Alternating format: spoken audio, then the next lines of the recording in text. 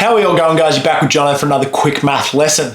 Today we're going to learn how to solve three-step equations. If you haven't seen my videos on two-step equations and the introduction to equations, definitely recommend having a look at those because we're still going to build on some of the skills we've learnt in those last lessons.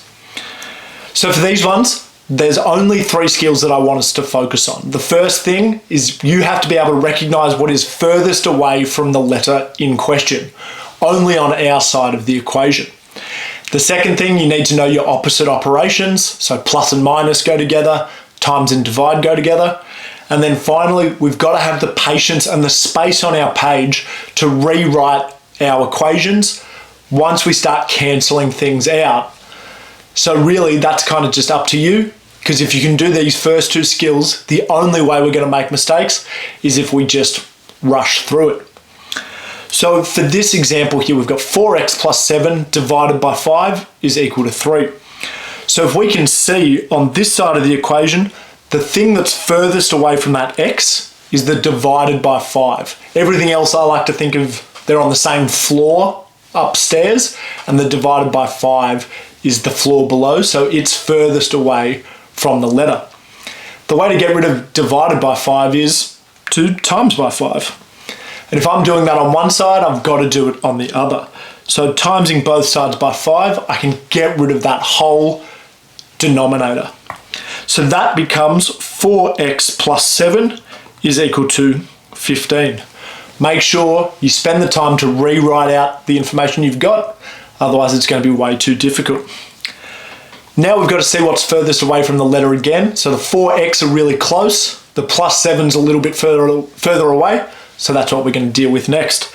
To get rid of plus 7, we have to minus 7.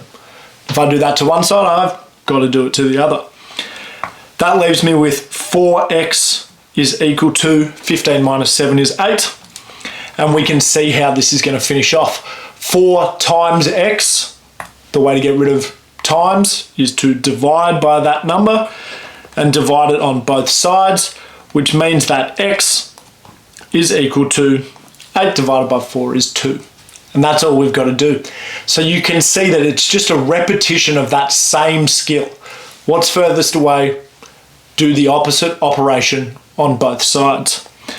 We're just going to have one more example here, and I do want you to be really kind of aware of this negative in front of the minus 2. So we're going to see straight away that we're doing the same skills. So minus 2x divided by 3 minus 2. The thing that's furthest away from the x there is the minus 2. So even though the divide is underneath, I like to kind of think about those things are in the same building. The minus 2's in another one, so it's still further away. So to get rid of that minus 2, I need to plus 2, which means I've got to do that to both sides. So I've got plus 2 on that side as well. Rewriting my equation, I've got minus 2x over 3 is equal to 4. Now we're in a situation like last time, we've got to get rid of that dividing sign first. So divided by 3, the opposite is times by 3.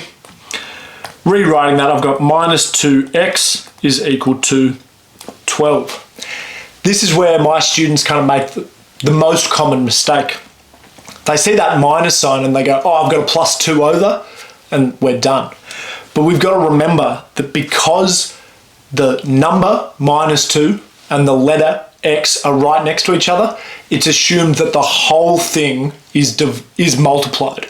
So that means instead of plussing 2 away, we have to divide minus 2 from both sides. So that is something that I would highly recommend practicing. Teachers will put questions like this in exams just to annoy you really, and just to see that you know what's going on. So for this one, we've got divide this side by minus 2, divide this side by minus 2. These cancel out, meaning that I'm left with x is equal to 12 divided by minus 2 is minus 6. Finally, we've got the same kind of equation where we could do it in two different ways. So we've got 4 bracket 2x plus 1 is equal to 5. So we could expand this out, or we can do a division to start off. We're going to expand it first. So for this one, we've got 4 bracket 2x plus 1. So to expand that, that becomes 4 times 2x is 8x. 4 multiplied by +1 is +4, and I didn't touch the other side. Now this just looks like a normal two-step equation. I've got to minus the 4 from this side, minus the 4 from this side, meaning that I'm left with 8x is equal to 5 minus 4 is 1, and then divide this by 8, divide this by 8, meaning that my final answer is x is equal to 1 over 8. Another mistake that my students do make sometimes is they go 8 divided by 1 in their calculator. Just make sure we're putting that number in first, right? The first line of working, and then what you're doing to it after that. Instead of expanding, we could just divide that first term off, kind of like normal. So we would have 2x plus 1 equals 5. The furthest thing away from the x in this example is the 4 out the front there. Everything else is inside the same room. The 4's on the outside. And because there's no operation there, we know that it's 4 times everything. So to get rid of the 4 times everything, I have to divide by 4 on both sides. That cancels these two things out, meaning that I'm left with 2x plus 1 is equal to 5 divided by 4. Again, now we're just into a two-step equation. Minus 1 from both sides here, giving me 2x is equal to 5 over 4 minus 1 is 1 over 4. You can just do that in your calculator. And then to get rid of the 2 times x, we have to divide this one by 2, divide this one by 2. X is equal to 1/4 divided by 2 is equal to 1 over 8, which is the exact same number, which is what we were expecting. So you can do it in either method, whatever works best for you. I like to do the expand and solve if the front number doesn't evenly go in to the number on the other side. So in this one, because it was divided by 5 divided by 4, which gave us 5 over 4. I don't like dealing with fractions, so I would have expanded this one out. But if it was 4, 2x plus 1 equals 8, I would have divided because the answer on the other side would have still been a whole number. But you can do really whatever makes the most sense to you. Thanks very much, guys, and I'll see you later. Just a quick reminder, there are some free worksheets linked in the description below, as well as the notes from this video.